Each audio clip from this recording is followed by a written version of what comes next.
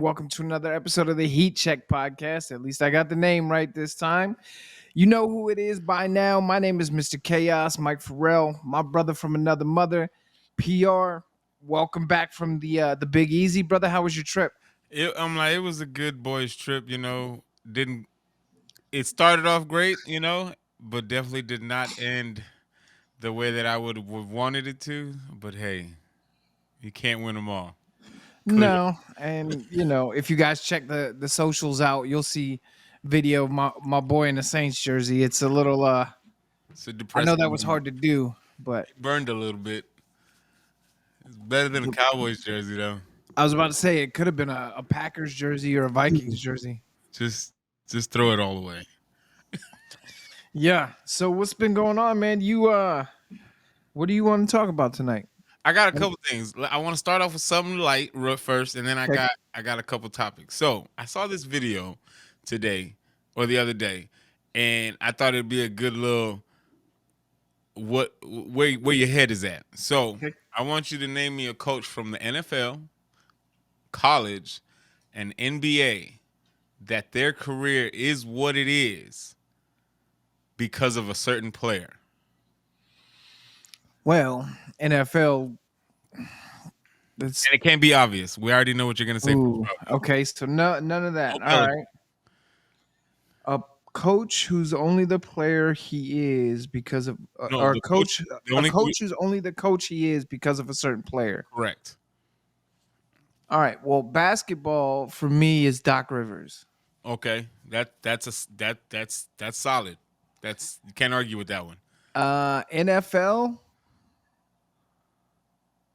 If we can't do the obvious, I'm gonna say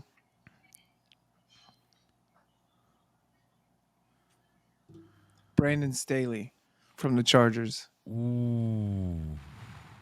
Ooh. Yeah. Look, without Justin Herbert, Brandon Staley would be a scouting guy. He'd have probably never would have made it out the first season.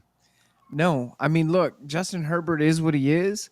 But at the same time, like, Justin Herbert is plateauing. Like, Right. he had that fantastic rookie season. They've I'm only like been, he's a good can he be elite? I don't know, but based off the 3-4 years that we have already, even with if you throw the last year of college, there's enough footage to show that he could be a starting quarterback in the NFL. But can he be a top 5 quarterback at any point of his career? We don't man, know. And then with Staley being as his head coach, it's hard to make a case for him as a top 5, a cringe top 10 type quarterback at this point. yeah. I mean, could you imagine if he had a coach like um, John Harbaugh? Or even if he was in San Or, Francisco with Kyle Shanahan, oh like my it, God, it would be a Kyle different Shanahan. story. Kyle Shanahan throwing to Debo Samuel, Christian McCaffrey, like It's Brandon different. Ayuk, like That system would help his career in different aspects. Like he'd be the Pat. It would be Patrick Mahomes I'm like, I don't know if I because go that far yet because there's a lot of what ifs.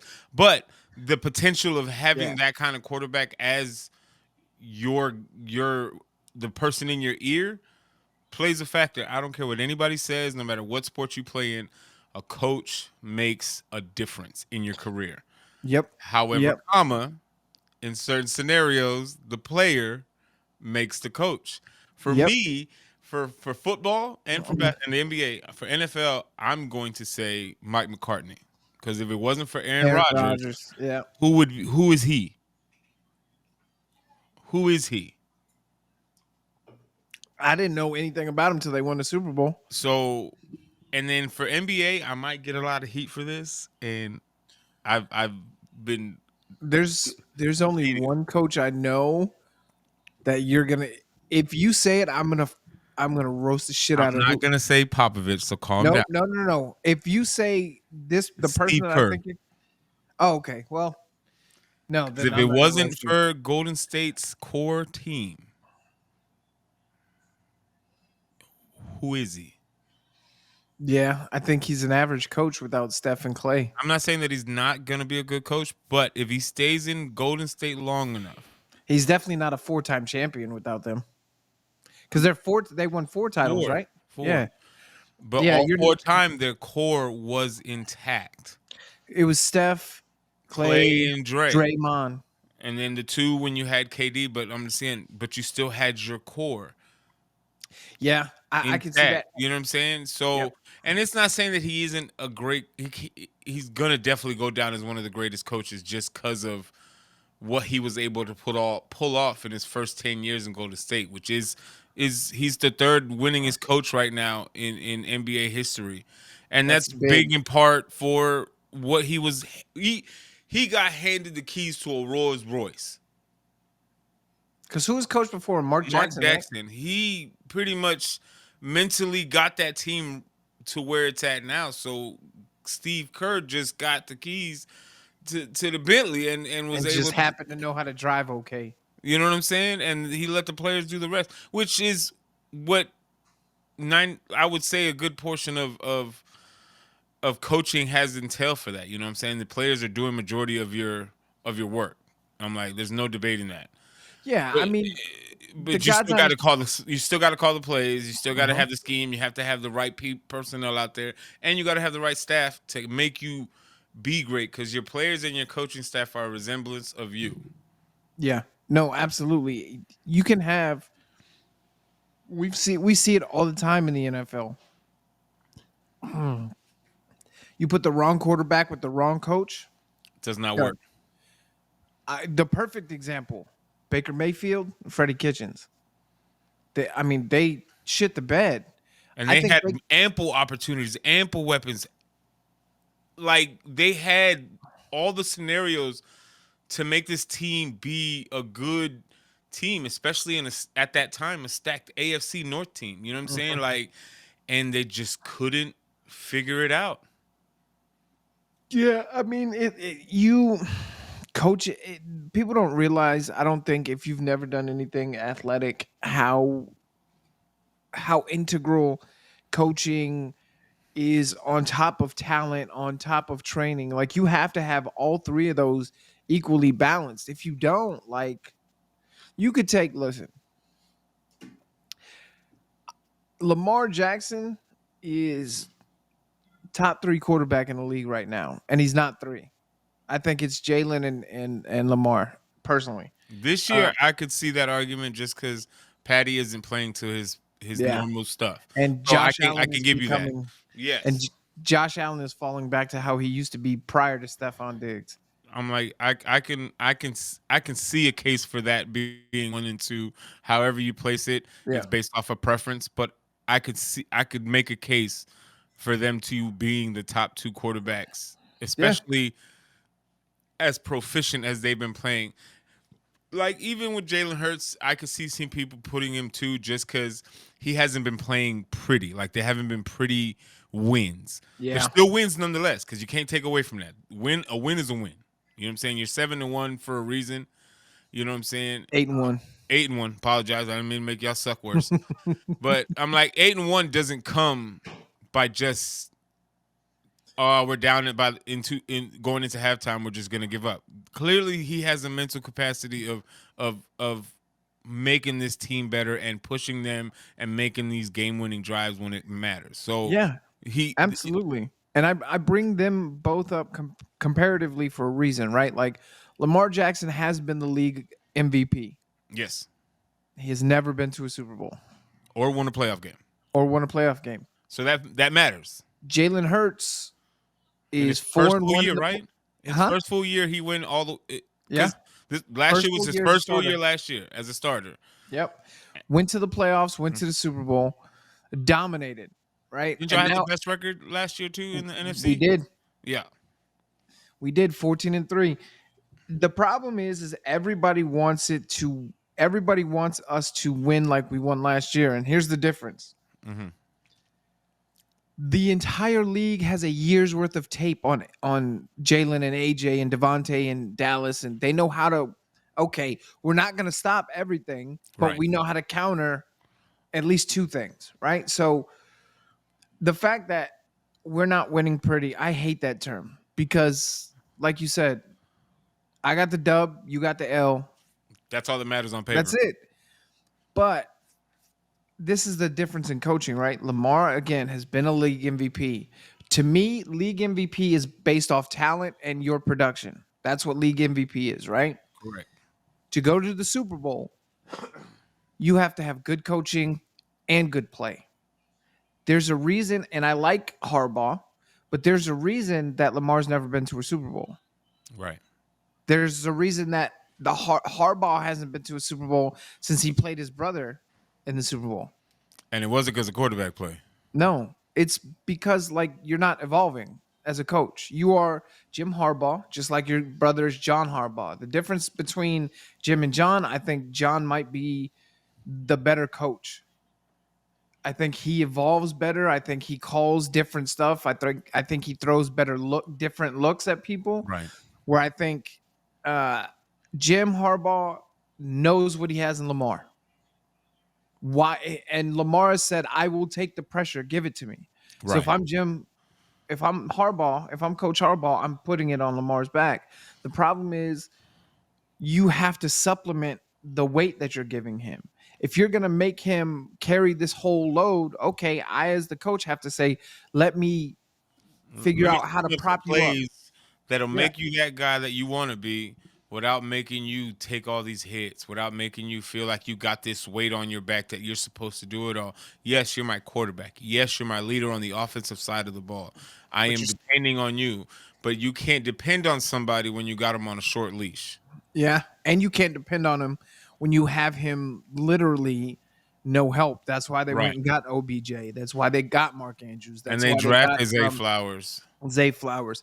There's a reason that, and then on the defensive side of the ball, that's why they went out last year and got a Roquan Smith. That's why they go out and get They these, need that leader on that side of the ball. You Trent got somebody. McDuffie and stuff Right. like that. Yeah. So Absolutely. coaching is a huge, huge part of it. And for me, Doc Rivers, like I'm gonna kick back to my NBA choice, Doc Rivers.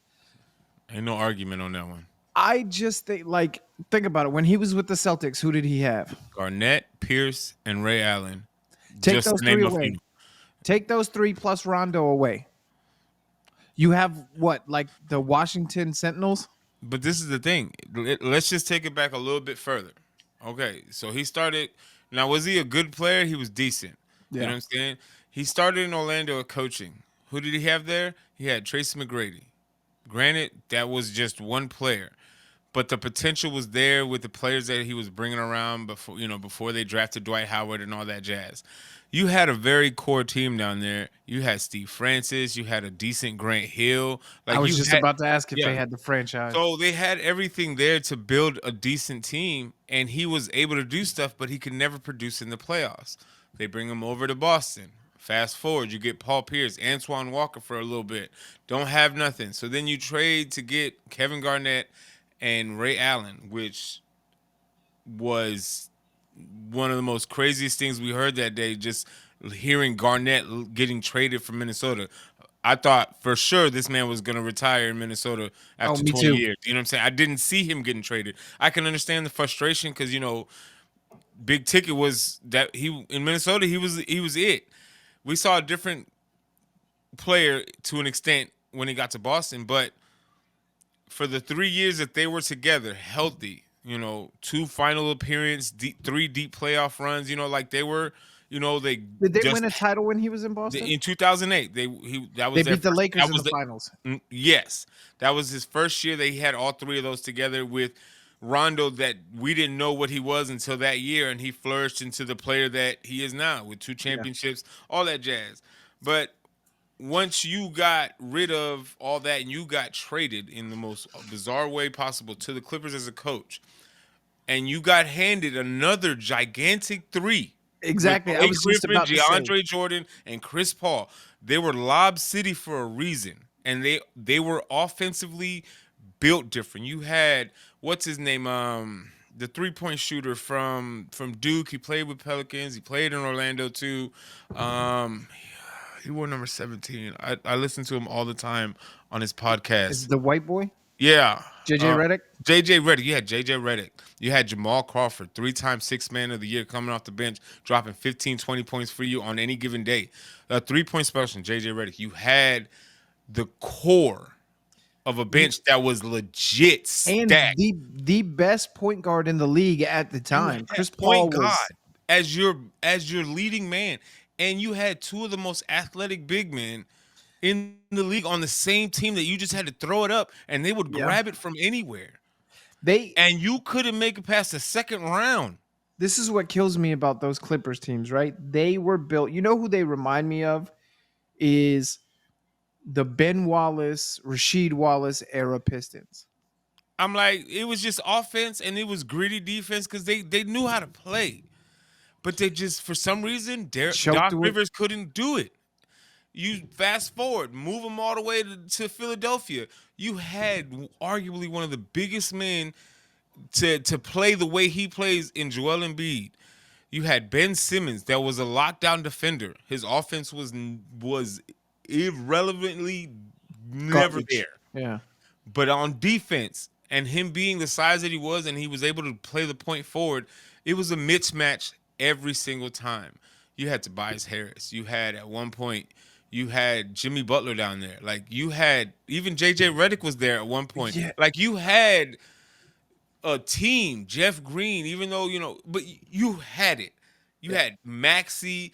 At one point, you had James Harden as well. You had all this, and you still couldn't make it past the second round. And that's why he's my choice for the NBA, just because it's like That little stint in Boston has carried him all the way through this he's whole only whatever, won one one title? title in Yeah. Boston, his first year, and that was it. And the league caught up to how he coaches. He don't change No, and that's the thing, right? Like, there's a reason that Bill Belichick is not successful anymore. Obviously, because he's Tom trying Brady to had, pull a whole Tom Brady 2.0 right now. and that's you can't. I mean, look, Mac Jones is not Tom Brady. Mac Jones ain't even Vinny Testaverde. Let's be completely honest about. Hell, I don't think Mac Jones is even Ryan Fitzpatrick. Like, that's how trash I think Ouch! Mac Jones is. Yeah, yeah. Ouch! I think Mac Jones will be in either the Arena Football League or the XFL in the next couple of years. Like the That's dude is rough. trash. But and it's not even like I hate Mac Jones. I don't know shit about him, right? But he just We got tape though, yeah. We have a couple years of tape where you're sitting back like, what and the fuck are you thinking? and And that's then you had that's a a, chance. Okay, the Patriots could have drafted Will Levis. The guy whose first game he throws 4 TDs for. Like, look, I'm not and he saying took the job now. He's officially the oh starter for the yeah. remainder of the season. I'm not saying Will Levis is gonna be your second coming. But if he plays like the way he did 3 weeks ago, If he I'm plays half as good as the way he I'm did like 3 weeks again ago, a quarterback that's not. We'll just say top 7, just to throw a weird number. If you're not a top 7 quarterback in this league, right, and you're somewhere in that lower second tier, third tier quarterback, right? If you can average between 250, 265 yards a game in the air with a couple touchdowns, and I'll just say a half a pick or a pick a game or no picks, but at least 250, 265, 2 touchdowns. If that's your average and your team is winning and you have a pretty decent defense, you're doing all right in the league as a quarterback. yeah, I don't need you to do 400-yard games every week because it's almost it's Un- unrealistic. it's realistic. But Yeah, if you can give me 265 a game on an average with a couple touchdowns, however else the scores come from, that be that as it may. But you as a quarterback, if you want to remain a starter in the league, I would say 250 to 265 with a couple touchdowns, you'll keep the starting job. You know what I'm saying? And that gives your team a better shot of winning than throwing for 160 yards and no touchdowns. Like that's yeah. I mean, Mac Jones. I think this is what gets me right. Mac Jones has been in New England. What this is I think this is second third year, year. This is third third year. year, I believe. Uh, Josh Dobbs got traded to the Vikings, and 4 days later, he leads them on a game-winning touchdown drives. And it Doesn't know the hasn't even been there for 3 days. doesn't know the playbook. Did you see Doesn't what know they his do on the sideline doesn't before he know went his in? yes. He was explaining him plays. This dude didn't know his teammates' names and led a game-winning drive. Mac Jones. He had to practice snaps with the center on the sidelines 2 minutes before he went in because he didn't do any reps with the starting team, didn't do reps with any of the second team. He was only on the team. I think he got there Wednesday Yep. and didn't practice with the actual anything till Friday. Yep. So you're telling me this man doesn't know the plays less than a week and somehow is able to lead the Vikings to a game-winning drive and win the game for him Yeah, and off Mac of Jones. 20 out of 24 minutes of remembering a playbook that he And look, like. we're not saying that or Josh Dobbs is the be all end all for Minnesota. That's not it at all. But if you can come in on 4 days notice, so let's call it 3 days notice because you got to take a day to travel, right? Right. So we'll call it 3 days notice. You get a couple of hours with the first team, Maybe. maybe if you're lucky, and then you do a walkthrough on the Saturday if Right. you're lucky. Like let's not get carried like let's not think that it's football. But listen, this isn't baseball or basketball where you could just plug in a player and they kind of just let him just do whatever he wants. These are sophisticated play callings. Remembering the name of the play alone is And is is homework. not just The that, but routes, the then coverage, like you have to remember all the audibles out of a play. You have to there's a yeah. lot that goes into being a quarterback in the NFL, and I four don't think days he came and in, and that you're telling me Mac Jones, been here Josh doing the Dobbs, same. He may have had two different offensive coordinators, but you've been roughly understanding your players that are already on your team. I'm pretty sure you know them by first name basis. yeah. And you're telling me a guy that's been there for 4 days, and like you said, the first day for travel, the second day you probably spent half the day doing paperwork and physicals and all that jazz. So in reality, you probably only practice 2.5 days, If that, and that's if the thing that. is like you might have had meetings, you Right. might have done a walkthrough, and maybe you got a But 2 hour you practice had no with the first team. full run through to be Nope. confident enough to be like, I can do this. That's why. That's why. Like, look, we've had this. Not you and I, but I've had this discussion with people um, before. I believe the hardest position to play in all of sports is quarterback. Oh, we've had this conversation. I remember this. I Have brought we? it up. I brought it up because I Yeah, said I said pitcher is the hardest position. yeah. I really But think the quarterback. The only reason I can even agree slightly with pitcher is because of how fucking abusive baseball is. Like, you go and then you won't play for what, a couple of days. Like, you as a have to have pitcher, a you won't, minimum. I think you have to have 2 days rest. 2 to 3 days rest minimum in between pitches. Yeah, but those pitches you're throwing You're 70 pitches in a uh, game.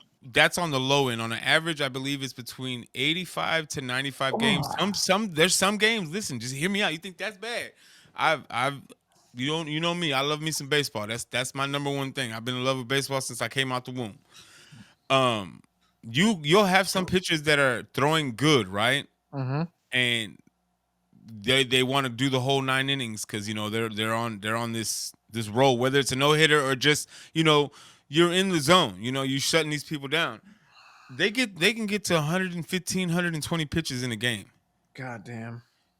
Talk about the stress that you're putting on your shoulder, your elbow, because you're throwing different styles of pitches. So your arm is you're abusing your arm Okay. tremendously. Hold on. In 1988, teams averaged 136 pitches a game. That's what I'm saying. But In that's 88, good that's lord. back then. It was more of a combination from the starting pitcher and the bullpen. But just I'm pretty sure the starting pitcher, if they're averaging, you said 130 pitches a game, 136, yeah. I would say Starters probably throwing through what? 80, probably between 75 to 80 minimum of those pitches if they only play to like the sixth or seventh inning. Yeah. But still, let's just say And your average is 80 every 3-4 days, and you got to yeah. do this. Baseball has 162 games.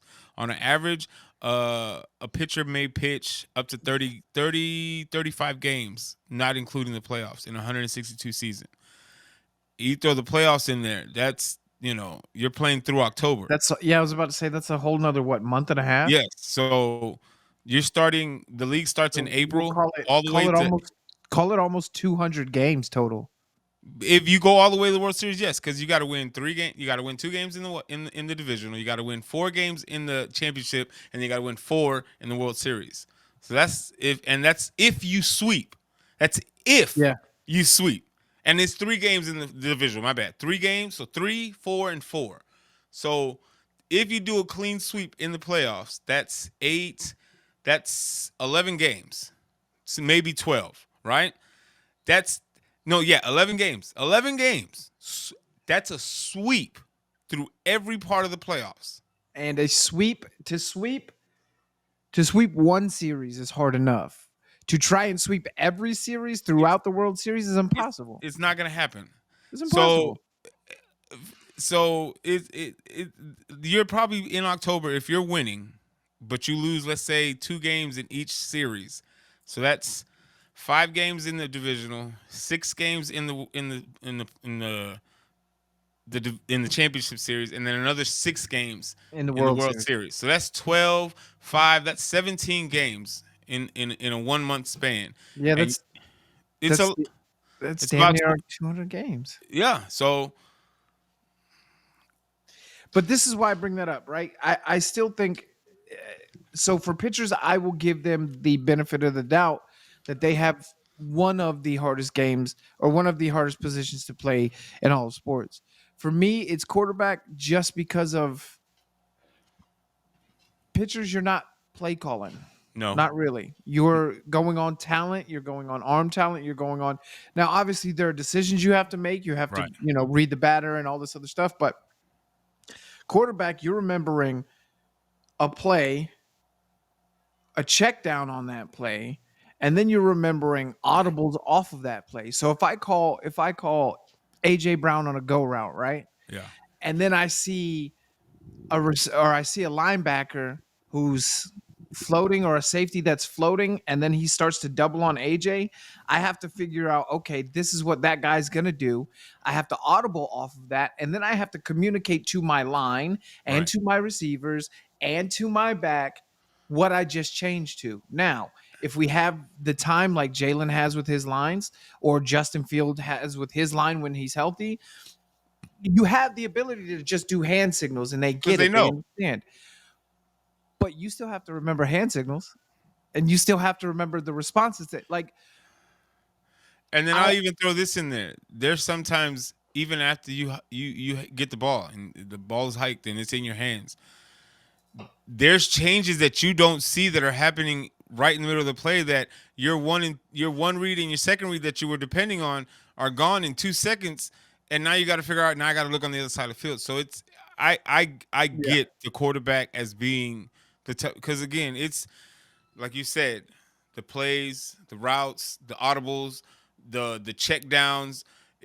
And then on top, that's just on the offensive side. You still got to see the coverage and the reads, who's stacked where, who's lined up where. Yep. So if the play that you're about to call isn't going to work, like you said, all right, so which audible am I going to play based off of the linebackers being over Yep. here, the safeties over there in that corner lurking? What am I going to call now to change it up without having to do too much, saying too much? Because the famous saying for Peyton Manning was Omaha, Omaha, but nobody in their mama knew what the hell they was talking about. Yeah. But that offense knew when he's calling Omaha, this is the play that we're playing. Yeah, and Lord forbid if you're running an RPO or West Coast based offense, like now not only do you have to know that play and now there's three different ways that just that one play can go. You can keep it and run, you can pass, or you can pass off and hand off to the running back. That's a split second decision you making. And you have to read which backer is keying on you, which backer is keying. Are they So playing you know what contain? decision to make. Are they playing contain? Who's got the edge? Is that somebody I can beat off the edge? If he's not somebody I can beat off the edge, do I repossession my tight end Right. and keep him in as an extra blocker? Like And you only got a this, couple seconds to figure this out. you have 3 seconds You at only got most. a couple of seconds, depending on the play, but it's still Some you some some offensive lines you'll have longer than others, but for for general letting the consensus play sake, develop. It takes about three, three four seconds. seconds. Yeah. And Anything longer than 4 seconds, you're probably you're getting running. hit. Yeah. Or You're getting running. hit. You're running for your life because the play Yeah. done blown up. They done blown it up, and now you got to figure out something on the fly. Yep. What else did you want to talk about today? Um, I want to talk about my Bears, and these last two games have been interesting. We'll just say the last four games because our undrafted rookie has been the starter since Justin Fields dislocated his thumb against Washington. So he's got four starts in, and he's 2-2. Both wins. The Washington win was very nice to see. Like, okay, it's like, okay, this kid got some gut. He got a little thing to him. Then we lose to who was it? I know we lost to the Saints this last week. I can't remember who we played. It's either way. He played terrible, and even last night, his his attitude and his confidence through the roof. The kid is a rookie. His rookiness is showing. You know, Y'all lost to Minnesota. that's right. We lost to Minnesota, and we could have won that game, Yeah, but 1913. right, that game was very winnable. Um, then last we lose to the Saints, and I think my biggest takeaway from the Saints game was we had a lot of stops that were needed, and we couldn't capitalize on the good field position that was given to us. And that's frustrating knowing that your defense is setting you up and you can't walk away with anything. Yeah. That's highly upsetting. Um, the Sweats trade is paying off to at the moment. He's very efficient. Like, so I know it's Carolina, but he's able to get eight rushes, into Bryce Young. Um, we didn't let them score any offensive points outside of a field goal. Like, they didn't get any offensive touchdown. The only touchdown that they got was because of a special team, the kick return. Yep. Everything else was just field goals. So defense is waking up. Um, we did get Jackson back, so that's good. But adding Sweats to the end is definitely helping defensively. We didn't have Tremaine Edmonds, so TJ Edwards was the lead guy last night. Calling the plays and stuff like that. Um, That's not a bad guy to have calling your right. plays. So he's averaging, I think, like at least every time I've kept tabs on him, at least 8 to 10 tackles a game. He's the He's league's a hit he's the machine. league's leading tackler. He's a hitting machine. He's not just tapping you. He's taking you down. Yeah, I'm very pissed that Philly let him go. So our defense is starting to show.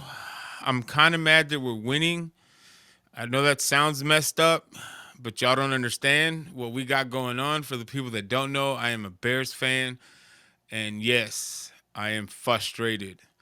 Um, they're saying that Fields should be back next week.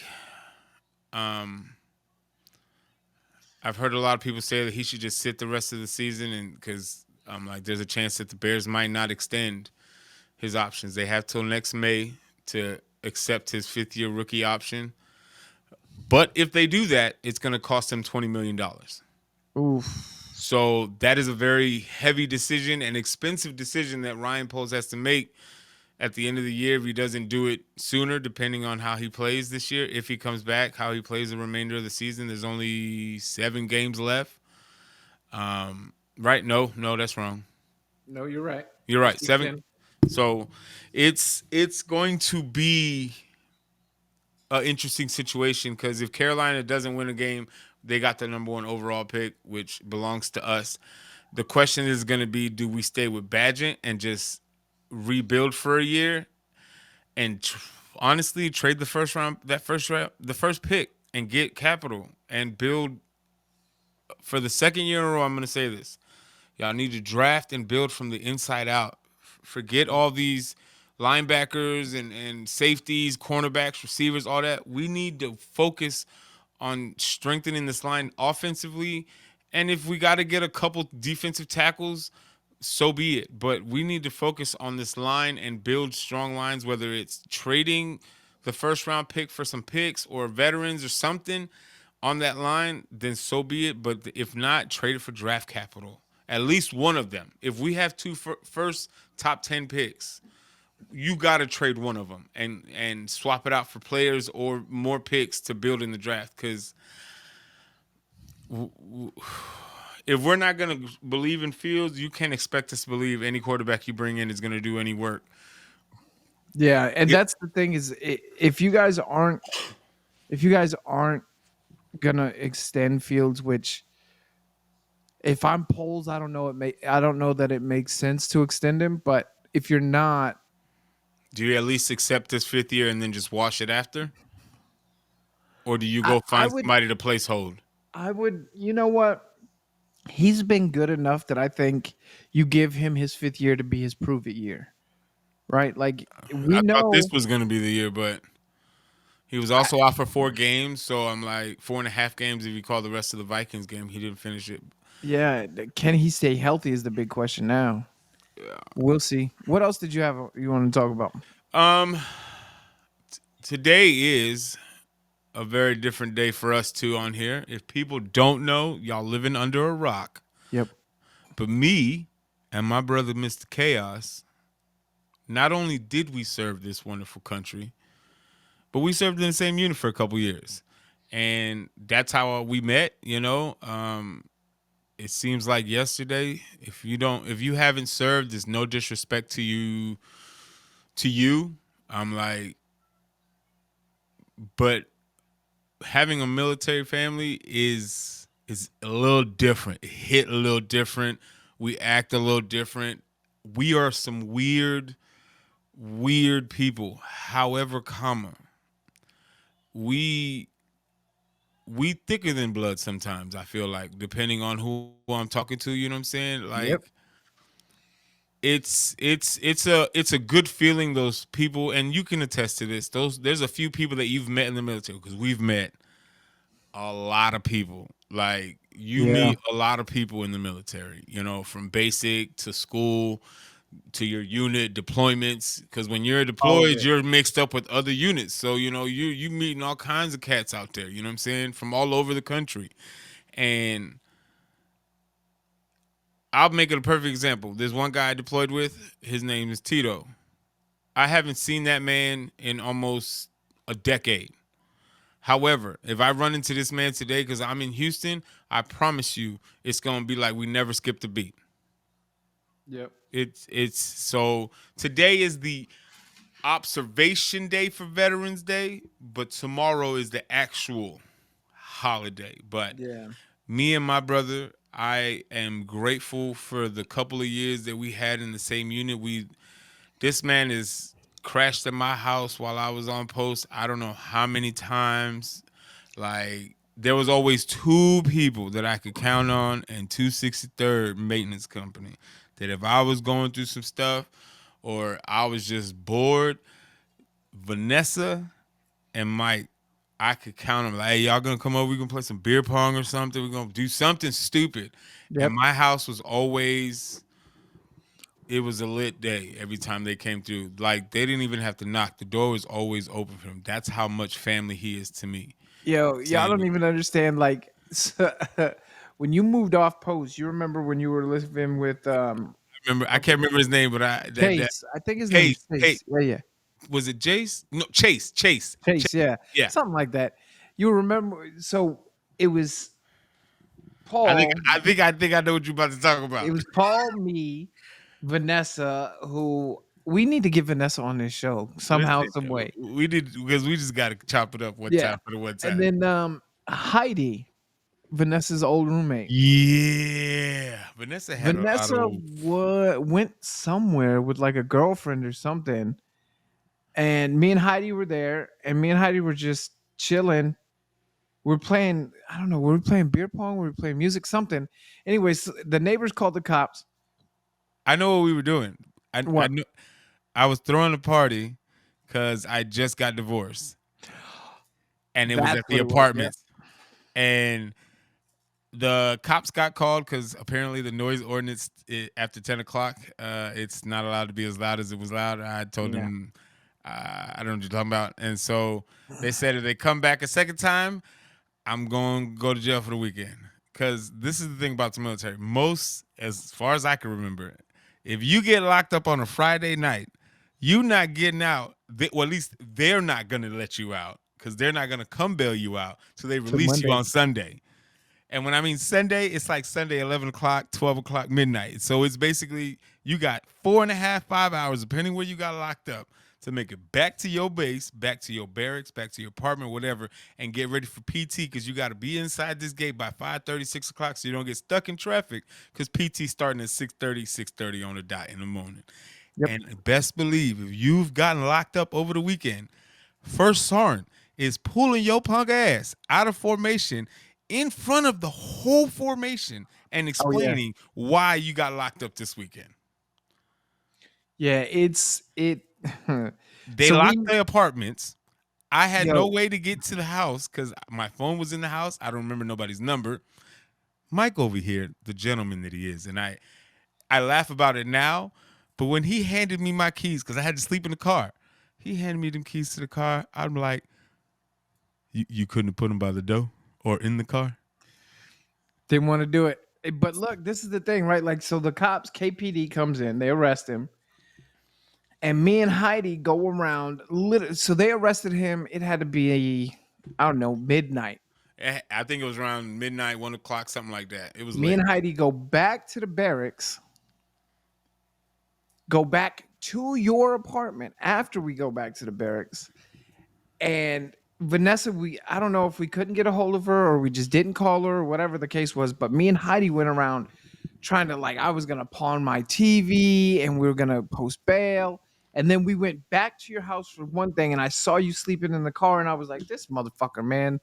Like, I thank God he's I out. walked all the way from Second Street in Killeen all the way to the end of Rancier. Yeah, you were damn near in Harker Heights, right? No, I was in downtown Killeen, but I Oh, yeah, yeah, yeah, yeah, yeah, I yeah, was in yeah, yeah. downtown Killeen. If you know where the police station is in Killeen, it's in the middle of the damn city. And I had to go. If you know where Teleperformance is at, that's how far I had to walk. And Colleen ain't shit. If you've never been to Colleen, And this don't. is at 2 in the morning. I'm walking back. Yeah, don't. Colleen ain't shit. It's trash. That whole. But this is the type of thing. Like, we. Paul is right. Like, today is a day that is is special, right? But for me, it's a little bit harder because today is my dad's birthday as well.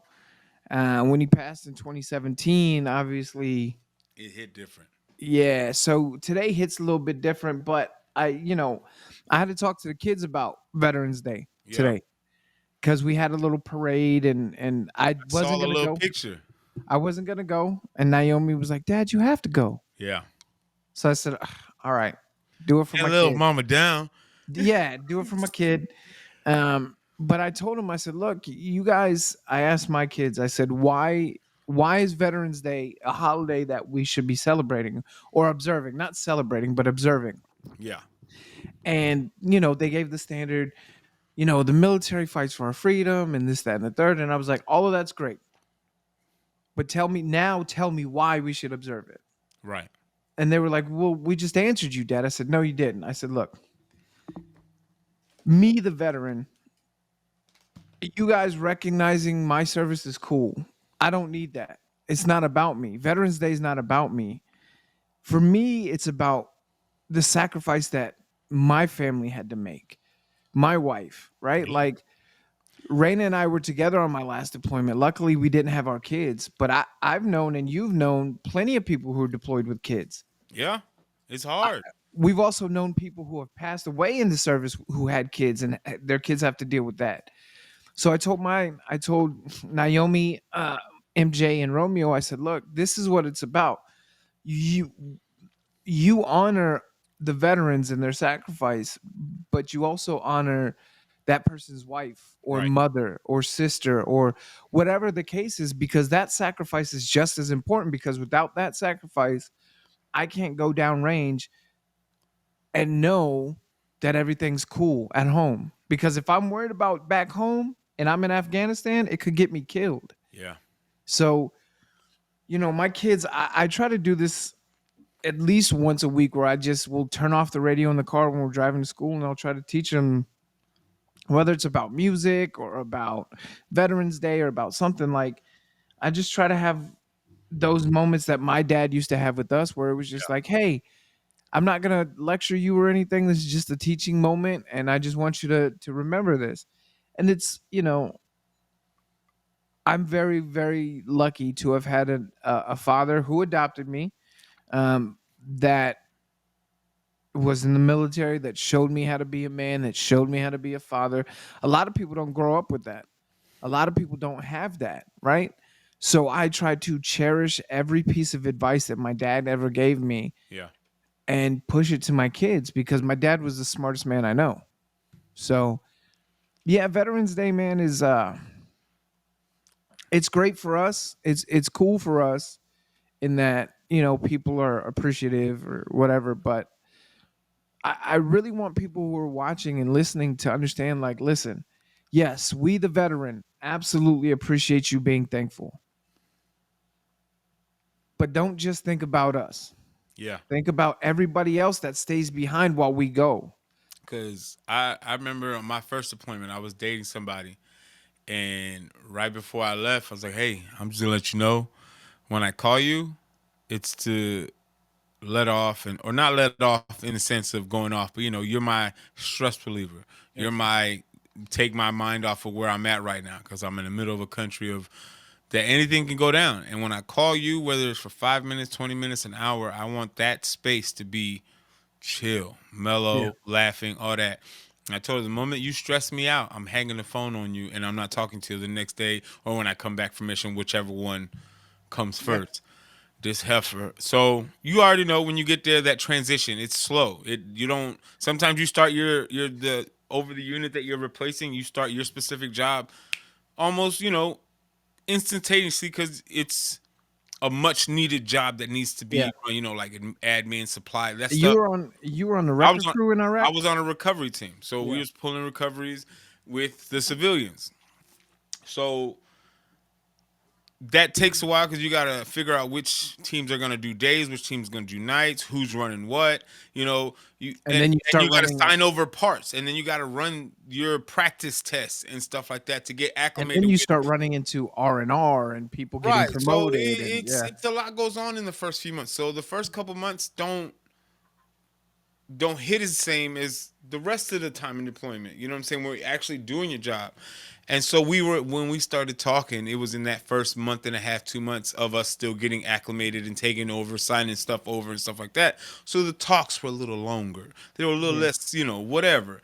But then once I got put on that team and I had to run my 12-hour days, sometimes 24 hours depending, on the mission. Yeah, your mission load, Once you yep. go, once you get on call, it can go. It could be a quick recovery, or we dealing with IEDs. We got to wait on EOD to come blow this. There's a lot to play factor. So it started delaying. I called her. I ain't called her in like a week because we was just back to back missions. We was tired, sleep. I can't be out here. And then this thing, I'm the one that's running the Blue Force tracker, making sure that Oh we're yeah. getting there in two, keeping communications with battalion, all that jazz. So I can't be doing this stuff while I'm tired, dealing with you. She Yeah. argued with me, hung up the phone. I didn't call her back in 2 days because we got put on the mission. She goes, I asked her the first thing I asked her, "Are we good? Are you calm? Do you understand why I said what I said before we left? Because we didn't last. We didn't last. Because This deployment will show you who you are, who that person you're fucking with is. Like, even with your spouse, being at home with the kids by herself for on an average 9 to 12 months yeah. with no help from her husband, And who while we were and they were doing stop loss heavy. I got So stop loss, so I had to do 15 months. yeah, So I got very, very lucky in my tour in Iraq that I didn't get stop loss. But So like you said, it's the spouses and the kid, and even the kids, because especially if you get a newborn that you didn't see, and it could be a whole year that you done missed, physically touching your kid, that plays a factor. You know what I'm saying? So having to deal with a newborn or having to deal with 3, 4 kids, and your backbone, your best friend, is now on the other side of the map Mhm. for 9 to 12 month time frames. And surviving without you and building a life without you. Like Like, we have this to is worry about here and you at the same time, just like the wife yeah, has to worry about home and her husband, or vice versa, yeah. they significant other on the other side of the world. So it's like both partners are worrying about the same thing on 2 different time zones, almost 24 hours apart. You know what I'm saying? So it's It hits different. Like with me, so I met my wife, Raina, 2011, right before I went to Afghanistan. yeah. I left Paul and I's company from Fort Hood in 2010. Got to Fort Carson, which is my favorite. The people that I met at Hood will always be my favorite group of people that I've met. Praise the But Lord.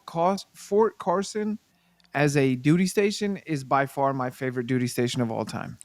Um, but I met Raina right before I left. I was in a bad place because my second wife, and I were going through it, and her and I just like I came to San Antonio, and it was the second I met her. This is it. Like she got me. She was, and it was different because she'll tell you this. Like nobody showed her affection in public, and I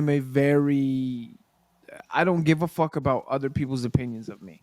I will smack your ass in public. I will grab your chesticles in public. I will whatever I want to do because you're my woman. That's what we I do. I agree with this message. So if my wife hears this part, I second that motion. Yeah, I don't care about that. But she had never experienced that, and for her, So for it threw her somebody off. to show her that it meant a lot to her. Dude, during my deployment, it was complete opposite of what you were talking about. I would email her and say, "Hey, look, I love you, I miss you, but I'm gonna be on mission for yada yada yada." It was always, "Don't worry about it, baby. I got you. I love you." Like Yeah, I didn't get that. it was, bro. I'm And that so, plays a good for your mental while you out there. You dude. know what I'm saying? I'm so very lucky. Like anytime I needed cigarettes or She had you. monsters, yeah, she got me, man. And it's my first deployment. I didn't have any of that. I Right. was solo. I was young. I was in, it. My for 2007, I was 21 years old. My Damn. first deployment, and you're not supposed to be in Iraq on your 21st birthday. You're supposed to be drunk in a strip club somewhere. So my second deployment, having that support was, dude, it was the difference between going crazy and being able to stay sane. Let me ask you this crazy question. Yep. And it's just, I feel like I know what you're gonna say because almost everybody says this. Is it just me, or either deployment? It was probably one of the most stress-free environments to be a part of. That almost nothing can match. Don't get me wrong. Was I scared to be deployed? Absolutely. Anybody that tells you that they're not afraid of going over there, regardless of how big or small they're afraid, it's still a fear. Because Yeah. again, you're going into a country or countries that don't want us there and are doing everything in their power to take us out. Actively. And that's the other thing too. Like, And it's not just adults; it's children out there that yeah, are that are it, that are that are doing the same trash. yep. And everybody don't get it twisted. When Paul says stress free, Iraq and Afghanistan were stressful. Don't get it twisted. As Like you had to hell. worry about rocket attacks. You had to And it's worry not about, just you anymore. You got a team yes, that you got to worry about.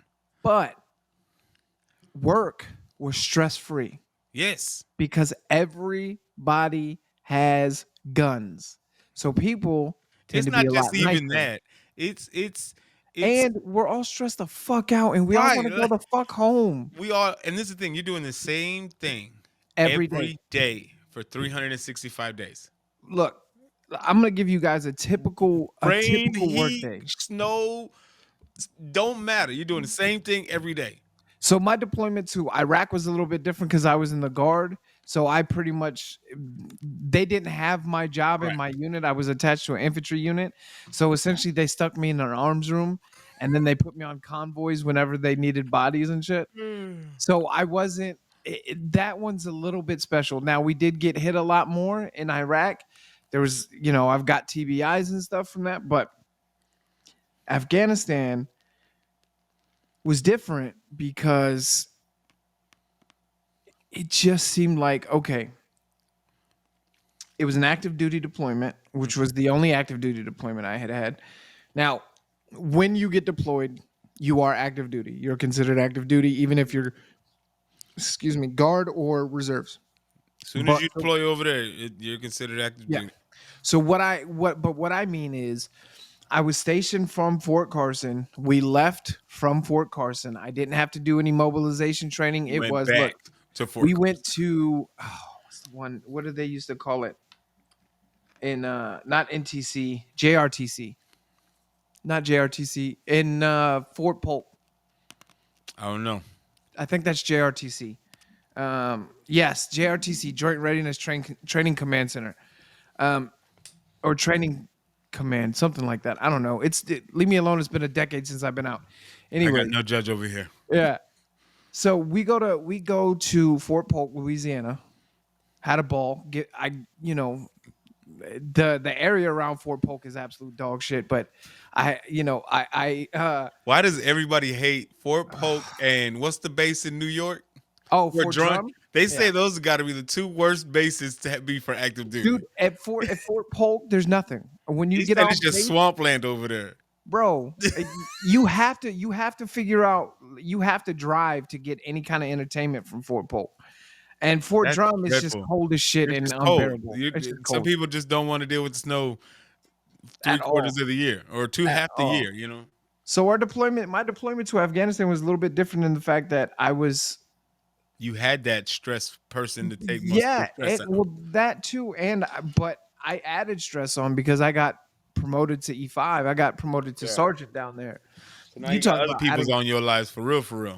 adding a whole different layer of stress because now Sergeant Farrell, hey, the other two NCOs in your section aren't there. You're in charge. So you're the newest NCO? Okay, you're gonna go brief the brigade commander. On What what? the Figure it out. yeah. Here's your readiness. Here's your Here your your notes. section's readiness report. You go brief the O6. You Let me go know deal how it with that. works out. Yeah. And then 2 days later, I see Chief and he's like, "Hey, Farrell, I heard you did a great job. Thanks, Chief.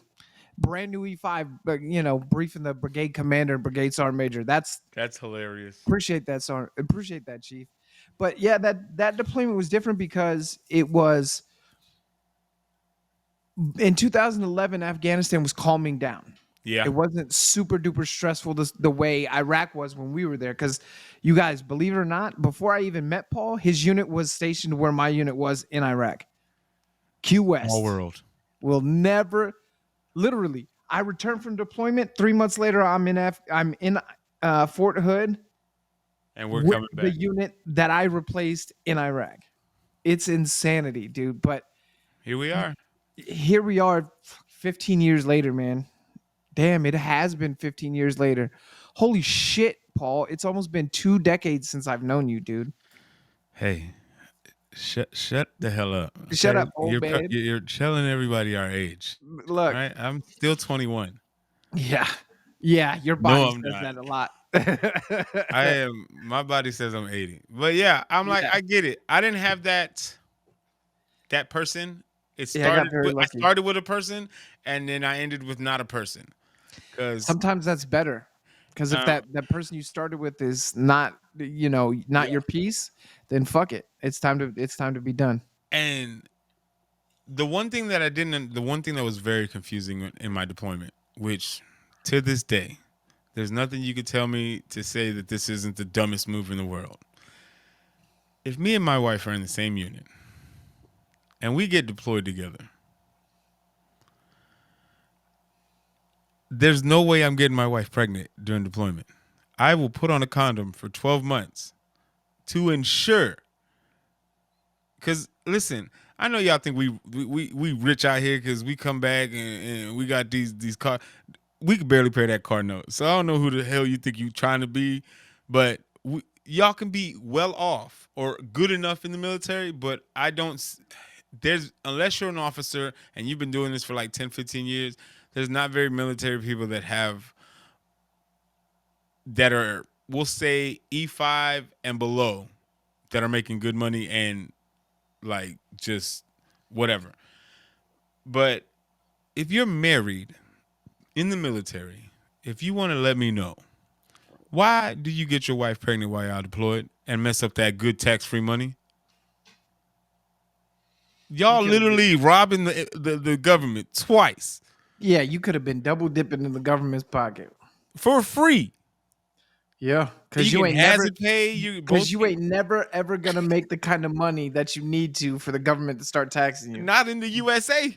The only people who make that are KBR civilians. Those and, guys, and stupid money. the government ain't ever, not ever, gonna pay you enough to stay here on purpose unless you're trying to make this a career. Yeah, Again, unless and you even, go, the only people that got good money is people that are officers, yeah. and I would say sergeant majors and up, or I if would you went say from green to gold, Sergeant first class and up make okay money, but you know who really makes the money is those and green to gold. officers who are prior enlisted. Exactly. If you was a E5 and East to E6 for 10, 15 years, and then you cross over to that military side of what we call officers that are butter bars, we make fun of. But if you got 10, 15 years prior service and you got a butter bar on your chest, oh, we going to war together. I trust you. Yeah, yeah. No, like But if you we if you look like we the same age as far as when I got in at 18, 19, and you look like you're 2022 and you got a butter bar on your chest, I can't fuck take out you my face. serious. Get out I my face. cannot take you serious. Get You out of my don't face. you Yo, barely know your left and your right. this is how unseriously that we take butter bars. So we get back from Afghanistan, right? We're on our block leave, and I'm getting ready to PCS out and come back to Fort Hood because I'm a retard. And instead of going somewhere, different than Fort Hood, I went back to Fort Hood. Idiot. Uh, yeah, I'm dumb. So we get back, and at that point, I was already processing out. My platoon sergeant was like, "Hey, look, you come by the office every day. You don't have to do PE or PT because we don't want you to get hurt before you ship Right. off." Okay, cool. I check in at like 6:30, and I said, "Hey, Sergeant Reyes, I'm good. I'm alive. I'm up. I can come to the PT field if you need me." He said, "No, you're good." I said, "Okay, cool. Go back to sleep. Wake up. It's 8 o'clock. Work call is at 9, usually. Sheesh. But again, I'm PCSing out, so I don't have to go to work. My NCOs knew it. The warrant officer knew it. My motor sergeant knew it. My However, comma, however, this butter bar calls me and she's like, "Sergeant Farrell, where the fuck are you?" I said, ma'am, I'm at home. What are you talking about? She was like, "Well, the other two NCOs said they didn't know where you were, but," I said, "Ma'am," they lying. I said, "I don't care if they know where I'm at." I said, "Those two don't rate me anymore, so I don't care. Like, they're not my raters, they're not my reviewers, so they can go fuck themselves." And she was like, "Sergeant Farrell, I need you in Sergeant Reyes' office now, standing at position of attention." I said, "Okay." I said, "Hold on. Let me call the Sergeant Major real quick. Because if we're gonna do this, I'm gonna have enlisted leadership with me." And I happen to be the only guy that could fix the Sergeant Major's pistol the way he liked it. So I had Sergeant Major on my good side. It's not Always what good you to know, it's who you always know. always good to have senior enlisted people on your side, especially sergeants major. So I get to the office, I call my sergeant major, and I was like, "Hey, sergeant major, this is what's going down." Da, da, da, da. He was like, "Okay, me and your first sergeant are literally walking into your company right now." He was like, "Meet us up at your first sergeant's office, and then we'll go back and talk to your lieutenant." Okay, meet sergeant major. Sergeant major's like, "Hey, I haven't seen you since you got pinned." Bam, punches me in the chest. And then he's like, "Let's go deal with this butter bar." That's the kind of relationship I had. I only put that out because most sergeant majors will pat you on the chest or hey, congratulations, good job. Right. No, my sergeant major punched me directly in my bird cage and just smacked the shit out of me. That's the kind of relationship I have with my sergeant major. This is no disrespect to butter bars. We No, get it. You went to school. We got it. but you have no You life took experience. you took the smart route because we couldn't, and we went the enlisted route. Which at the end of the day, you still couldn't do my job because. No, God, no. And it's So, not all butter bars. Let me specify that y'all know who y'all was. yeah, Y'all might be captains or colonels now, but y'all know when y'all was butter bars, ain't not a you soul shit. took you serious. Yep. There was no So way. my sergeant major, my first sergeant, and I all walked back to my platoon sergeant's office. My platoon sergeant walks in from smoking a cigarette in the parking lot because I came in through the front and we smoke in the back of the company. So come in, platoon sergeant walks in. He's like, "Hey, Sergeant Farrell, what are you doing up here? Sergeant Major, first sergeant, what's going on?" And I said, "Sergeant Reyes, your butter bar told me I needed to be up at your office in the position of attention." And he was like, "Are you? Are you?" He was like, "Sergeant Farrell, are you kidding me?" I said, "No, Sergeant." Bruh. I was like, I was chilling at home like you told me to do. He was like, "Okay." So my sergeant major, my first sergeant, and my platoon sergeant walk into his office. And They're just like, stay "Just stay back. out here for a second." They close the door, and all I hear is my sergeant major saying, "Look, I don't give a flying fuck about your rank. Until you outrank the colonel that I serve next to, you can't tell me shit." And then on top of that, Sergeant Farrell is getting ready to put it to PCS to Fort Hood. There's a reason. You think Sergeant Farrell, this is what he said. He said, "Go back and check Sergeant Farrell's records. Tell me how many times he's missed formation. Not once. Not once. Did you ask your platoon sergeant about what's going on with Sergeant Farrell? No, you just assumed, right? So you're assuming that your platoon sergeant wasn't doing his job, your first sergeant wasn't doing his job, and you're telling me you have no faith in your entire chain of command." And his butter bar's like, "Sergeant Major, just stuttering and stuttering and stuttering." Them goddamn So platoon leaders. it's so funny. So Sergeant Major calls me and he's like, "Hey, Sergeant Farrell, just come in here. We're gonna talk." He said, "Have a seat, Sergeant Farrell." Right, Sergeant Major. And the butter bar. So look, technically, so you guys know, the butter bar outranks everybody in that room. Technically. Technically. However, Ask us if we care. comma, ask that 30-year sergeant major if he gives a fuck about a 6-month butter bar. Like he doesn't. That's a no. Yeah. So I walk in, I sit down, and the butter bar tries to put everybody at position of attention. She's like, "I want everybody at fucking position of attention. I'm the only goddamn officer in here." Sergeant Major was like, "Hold on, ma'am. You don't matter. Brigade commander?" "Yes, sir." Butter bar. Done. I never saw that butter bar again.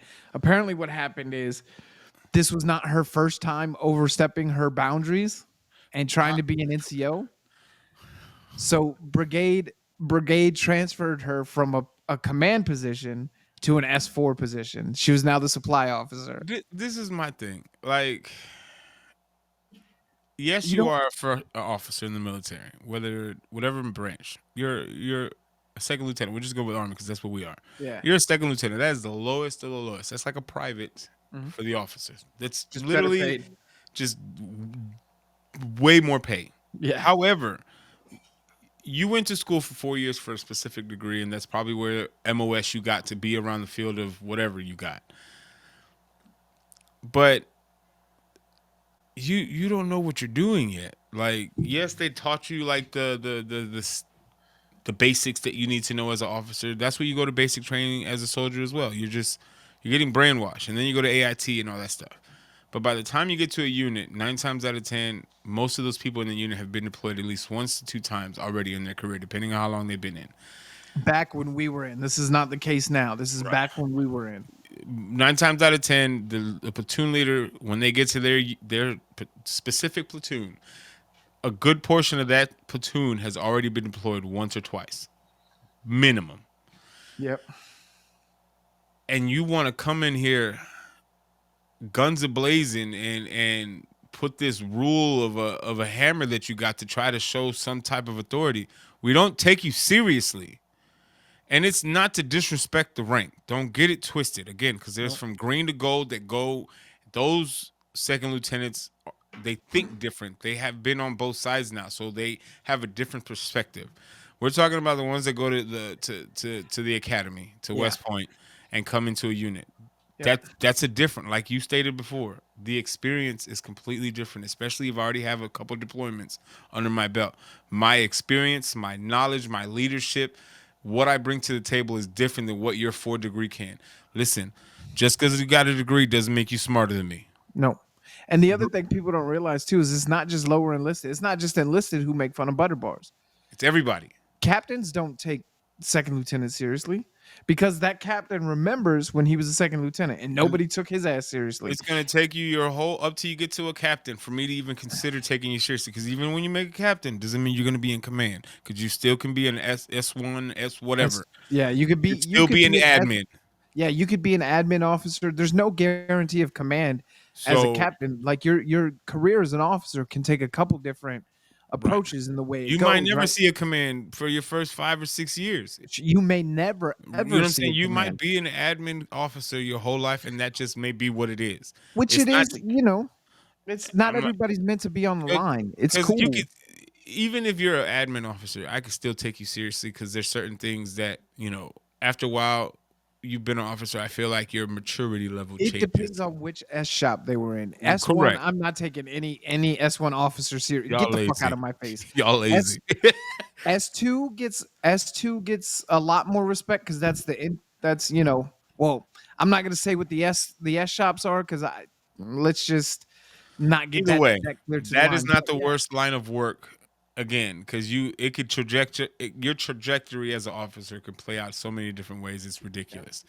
like Because it's either way. It's just that first time you walk into a unit as a second lieutenant, your arrogance will not play well with the enlisted if you come out here looking like you some hot shit and all you is just turd.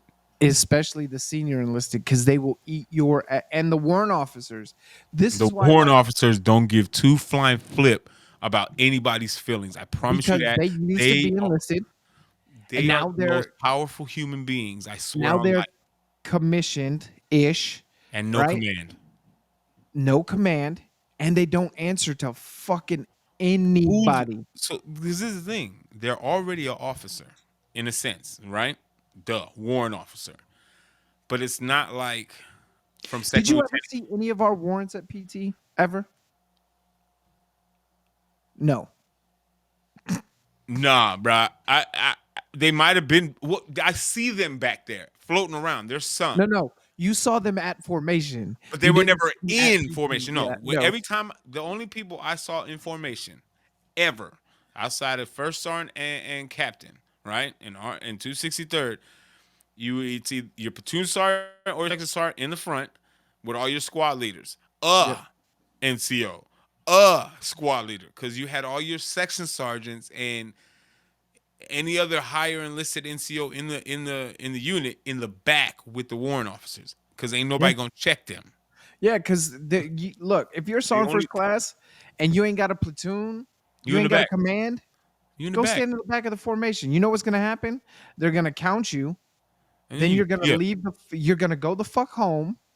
And then when it comes time to PT, as long as you can pass your PT test, nobody's gonna say shit to you. And by the time you're sergeant first class, and not all of them, but by the time you get to sergeant first class, your PT test or you got this so jacked up modified profile. Because I had one, Mike. When I tell you what I'm about to tell you, you about to laugh your ass off.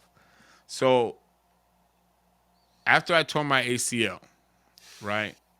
I tore it in 2007. 2007. I didn't have surgery 2008 because the army is just fantastic, right? And so I had my surgery in October of 2008, Mm-hmm. and I struggled for a year with PT, my PT test, all that jazz. And my primary care, I had her since I got to 263rd. For some reason, I just got lucky. All 4.5 years that I was in Fort Hood, I had the same primary care all 4 years. She was like, "How's your knee, Sal?" I'm like, It's for." I'm just gonna say what I said. I was like, "Doc, it's fucked up. Like, it hurts. All this other stuff. Yada yada yada." She asked me what my job is. I was like, "I'm a mechanic." She was like, "So you be having grease on the floor? It's just a dangerous environment." I'm like, "Yeah." So on my profile, she gave me a P3 profile. Tell me that shit did not say you're not allowed to work in the motor pool. Damn near it says not allowed to be around greasy substance, oily greasy substance. I can't make this shit up, bro. You couldn't do your job at all. So I literally would just I go mean, to. you could do like paperwork for your job and That's shit. exactly what I did. I would do inventory, paperwork, and I'd go to supply to pick up stuff. And I sign the stuff out, like sign the parts out. Like, so I did my job at AIT. You were the runner. Basically, I Hold did. up. Were you guys see this? It's so weird because 263rd changed so many times while we were there, Too many right? Like times to when believe. I got there, uh, who's our platoon sergeant? Short little Hispanic dude. I can't remember. I think I know who you're talking about. I know who you're talking about. And then Sergeant Coombs came. Sergeant, I despise that man with so much rage. I used to, and then I met a really like horribly shitty NCO, and I started to realize like Sergeant Coombs is tough, real tough, and he A was even dickhead. probably even tougher as a drill sergeant. I can But only imagine the hatred that them soldiers had for that man. but I He would tell still you wasn't some of the the worst NCO. I give you that. I will definitely yes, give you that. some of the biggest lessons I learned in the army, I learned from Sergeant Coombs. Now, that being said, there was a lot of times where you would look at Sergeant Coombs and be like, somebody tell this man to shut the fuck up. You know what this man did to me when I was ETSing out? Nah. So for anybody that's been in the military, the one thing that you expect when you're getting out the army that makes everything just be like, oh shit, it's over. It's getting that green stamp on your DD 214. And you get that in the mail and you're like, holy shit, it's over. I'm done. So I started my terminal leave, but I'm still having to do clearing because Yep. your unit probably will do everything they can to just jack up your stuff. I don't know how many times I was on staff and CQ duty for the last 2 months, but I digress. So Yeah. I finish. I get my green stamp. I'm already in the middle of my terminal leave, right?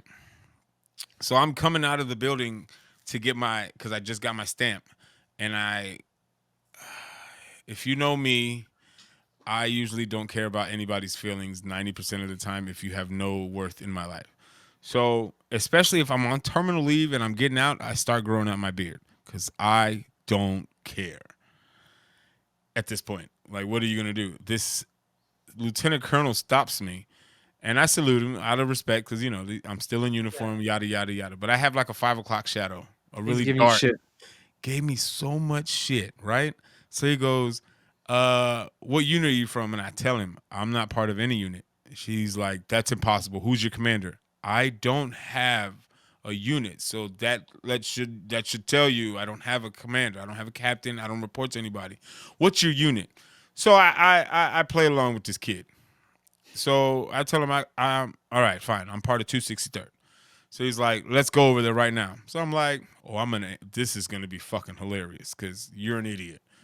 So we get to 263rd, and at the time the commander was on leave, so the XO was the acting commander, and she had just got pinned first lieutenant, and but me and her we built a relationship because she helped me a lot with physical therapy and stuff like that, and so we got there, and I was like, Lieutenant Smith,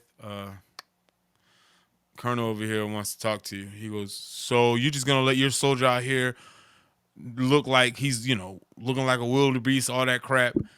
And she was like, sir, no disrespect, but did he happen to tell you that he doesn't belong to us anymore? Oh yeah, but I didn't believe him. Why wouldn't you believe somebody? He literally showed you the doc. I showed him the document of my DD-214 with the green stamp. I'm like, who makes that shit up? I'm not going to go to jail doing some falsified documents. So then, wind of it got to Sergeant Coombs, and so he wants to write me a counseling statement, and I'm like, my squad leader was had me on speakerphone, and I'm like, say come again, Sergeant. He goes, I need you to come down and write to sign off on this negative counseling, or I'm gonna start an Article 15 on you. I shit you not. I said, let me know how that fucking work out for you. Have a nice day. You gonna start an Article 15 on somebody that don't belong to you? How is that gonna work? It's not. And Sergeant Coombs knew that shit. Like he knew. Look, Sergeant Coombs been around. I don't know what He happened old to the school. man. His old school. He know that motherfucker invented the E4 mafia. He knew what the fuck was going on. Like you can't tell me that shit. And then even after that shit, Sergeant Tipton, Drill Sergeant Tipton, he was my AIT He drill was a sergeant. hitter though. He was a hitter though. I had That's an the NCO issue. you can hang out with outside. I had one issue with Sergeant Coombs, and it was during a really bad time where I don't know if you were still there, but I ended up going to the mental hospital I and must have staying been on the gone because I got out in 2010. yeah, you were there. Then it was before that because it was before I PCS. Okay. Because Um, I left. I got out in. yeah, because I PCS in 2010. I I don't know when. PCS I think. in April of 2010. Yeah, I think I didn't start terminal leave till May. Yeah. So Oh yes, I do remember now. I remember. My memory terrible, but every now and then. But go ahead. I'm tracking with you now. I completely my story just left my face. You said you last went to you. They tried to get you to the mental house. Yeah, what was I talking about before then? Sergeant Coombs. Why did I tell that story? You said you had one issue with him, and that Sergeant Tipton was. I think that was. Oh yeah. So sorry guys, I smoke a whole lot of weed. Yes, we do. Um, so I went to the mental hospital, and I didn't tell. Drill Sergeant Tipton was the type of dude that if you were in his life, if you were his Joe, he wanted to know. And it didn't matter if you were his Joe, because he wasn't my platoon sergeant. Yeah, Hell, he wasn't a platoon sergeant while he was there. I think it was just a sexist. No, I don't He think was he was in charge of shit. he was a section sergeant. He was a section chief. But it didn't even matter. No. I think it was the SN was he SNR? I don't know. Anyways, um, he might have been welders. Either way, whatever. Um, so Sergeant Coombs is my platoon sergeant at the time. Sergeant Wagner is my squad leader at the time. We had just gotten Sergeant Wagner from 60 Deuce. And so Sergeant Wagner's my squad leader at the time, and he says, all right, Pharrell, I understand you're going through a hard time, like da da da da. He was like, just come back to the motor pool. We'll stay here till lunch, and then you can go and just, relax. Take Yeah. yeah. So I'm at my house after lunch. I'm in my off base apartment. Yeah. Sergeant Coombs calls me, and he's like, "Hey, I need you right the fuck back at right the fuck now to fucking the motor pool." I said, "Sergeant Coombs, I don't drive. You know I don't drive. So you want me to walk?" He was like, "Yeah, I want you to walk." I said, "Okay." I said, "Sergeant Coombs, give me a second. Let me call you right back."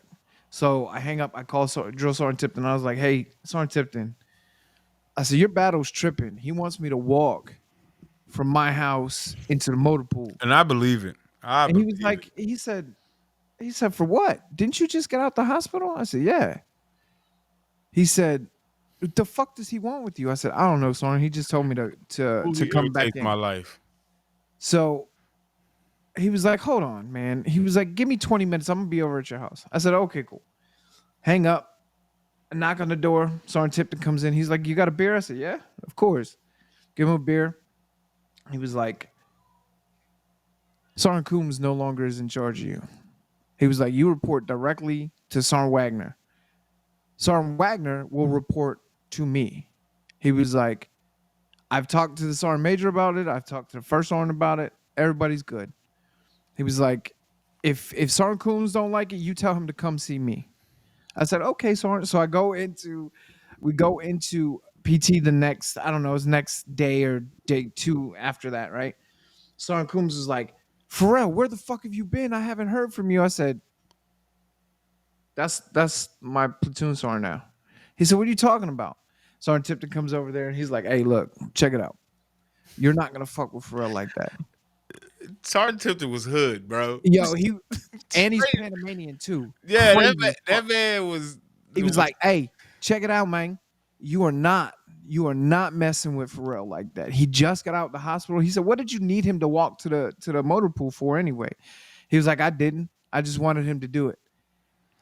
Sergeant Listen, Tipton, if you knew Sergeant Tipton in 263rd at the time that he was there, and he didn't like a lot of people, right? no, But the you people that had to he did, earn him. the the people that if he chopped it up with you in the middle of the hallway in between sections, you could count on this man, Yeah, and he would let you know that it's like, hey, if you need anything outside of here's work, my number. hit Yeah, me up. And this is the thing though. He was one of those NCOs that kept it real with you, whether it hurt your feelings or not. Because at the end of the day, he was one of those NCOs that made sure you was always good. Like he would take care of you inside and out, in the military, out the military. yep, He didn't care, yep. and he didn't play around his No, people. you know who else didn't play around that same day? So I'm gonna finish this up and we're gonna wrap up. But Yeah, that same day, you remember Sergeant First Class Smith, Jamaican lady. I remember her. She was That the lady, she was the acting first horn. she was Um, hard. I and loved her. oh, she was so I see. loved We her. didn't know her and I did not know each other like that. Like she wasn't in my section, she wasn't in my platoon. I didn't deploy with her, but she was part of the deployment. She was She with was me. she's such a good NCO. So Sergeant Tipton was like, all right. He was like, you know what? Let's go talk to first horn. We'll figure this shit out and we'll call it a day. Because apparently the first horn my first horn who went on leave didn't tell Yeah. Sergeant Smith. So that whole shit, you know how 263rd didn't communicate for fuck with each other. So, anyways, so Sergeant Tipton tells the acting first sergeant, Sergeant Smith, hey, Sergeant Coombs, da da da da da. I've never seen a woman put a fucking NCO in a fucking in the position of parade rest so because Sergeant Coombs is only a staff sergeant at the Yeah, time. he didn't get pinned He seven had for like a pinned, year or two in yeah, he had after pinned he first got there. class. Yeah, So Sergeant Smith put his ass at parade rest and was like, beautiful. listen, you are not, and this is all you remember where we used to have formation. This is Right. all in the back of the trailers and shit that was right there that we used to line Everybody up do that against. shit. And I'll never forget that fucking formation area. Jesus Christ. So she takes them both behind the trailers and she puts them at parade rest. She was like, listen to me. NCOs like you are the reason that soldiers are killing themselves because they don't feel like they have Woo! anybody to go to. She was like, NCOs like Sergeant Tipton are the reasons that soldiers aren't killing themselves because Pharrell has faith in him and he went to him. So from now on, if you have an issue with Pharrell, where he is, what he's doing, you talk to Sergeant Tipton. You do not talk to Pharrell. And if you do talk to Pharrell, I will write you a negative counseling statement. She was like, I don't give a shit if you're a staff sergeant. I will counsel you. She was like, consider this a lawful order because I can speak for the commander and the first sergeant. Never had an issue with him again. Never had an issue with it. It just you have to get the right NCO involved at the right time. I think my And issue with Sergeant Coombs wasn't so much himself because he had his moments of good NCO stuff. You know what I'm saying? yeah, He wasn't the worst. He was just one of my top three, top four bad NCO experiences that I had. And I think my issue with him was because when he got to 263rd, I think he just got done on the doing, trail, yeah. you know what I'm saying? And so he still had that drill sergeant mentality when he was talking to us. And I'm like, hey, yo, don't get it twisted. Yeah, I'm a specialist. We're specialists here, all that jazz. I've been taught respect the rank, but at the same time, just because I gotta respect your rank, don't mean I won't put my foot straight up in your jaw. And this ain't the trail. I'm not a Like scared private. Like no, you don't scare me. Your yeah, rank threatens my money. That's it. That's it. That's But all. don't get it twisted. If I got to put my hands on you, I will put my hands on you because at the end of the day, you're not going to talk to me like I'm a child. Oh man, that's so funny. You know who I just remembered? Who? Some first class Fairley. That was my guy. That was my dude. When I tell Oh you when man. All he right. became my section sergeant, this is gonna be the last story I tell. I I know you promise. were happy as fuck. When I tell you he set my world on rainbows, cause there was this one time, the military is good for them raggedy little details, and it be the most dumbest stuff they got you doing. It Go don't watch make no the ammo. don't make no damn sense. What do you got me Were out you here? on ammo guard with me? No, I had to fucking cut grass and shit. Oh, And it yeah. was raining 90% of the time. I'm like, why you got us out here cutting this grass and it's pouring out here? But either way, so they try to it was some NCO from battalion. They got the green light from first sergeant at the time to be like, hey, go get whatever, soldiers you need for your detail. And we just happened to be when you got into the motor pool, our section office was the first office. So he came in there. Sergeant Fairley at the time he was staff sergeant, but he was our second sergeant. He was doing something, I think, with radios, I Mhm. believe. And he came back and he saw like there's 12 people in our section. About 6 of us got picked to go do this detail. And Sergeant Fairley walks in. He goes, "Where the fuck y'all going?" He goes, "We're all like, we gotta go to this detail with this staff sergeant over here from battalion." He's like, "Did he ask me?" I was like, "He outside right now, sergeant. You can go talk to him." And he go out there. 5 minutes later, he come back. Put all y'all shit down. Get y'all coveralls back on. So y'all go finish these trucks. We were like, we ain't never had this before. What is this? Sergeant Fairley did not play around with his soldiers, and it's not that he didn't think that we were not good enough for details. His philosophy was these are my guys. They got work to do. We were the biggest motor pool in 263rd, and we were doing some of the biggest projects all the time when it came to vehicles, Yep. weapons, all that jazz. Yep. Battalion came to us. We was doing major stuff. So it's like you trying to get soldiers for a little raggedy detail When when there's 49 trans, there's like you six could have O gone, dudes, like you there's got plenty of soldiers y'all could yeah. have got, and y'all coming to the biggest motor pool to pluck people out. Sorry, fellas, y'all not doing this. Y'all got 50 trucks y'all gotta have done in 2 weeks. That you got a PMCS and change out whatever faults that y'all find. Yep. We ain't got Going to the time for y'all field. to go do Yep. no details. Yep. We're going to the Sergeant Fairley field. was that man, man. He was it. This is so all right. I'm not gonna tell the story, but this is what Sergeant Fairley does. Sergeant Fairley was the first NCO to encourage me to get out and sing cadence while we were running. Sergeant Fairley was the first. So I had deployment experience when I came to 263rd. I was in an infantry unit. So I was trained infantry tactics. And every Thursday we did sergeant's time training. There was one sergeant's time training where we did it all in the motor pool. And it was different sections. It was like a round robin kind of deal. Yeah. And so they had a some NCO from battalion or brigade or somebody had set up a lane and you were supposed to clear it like a hallway.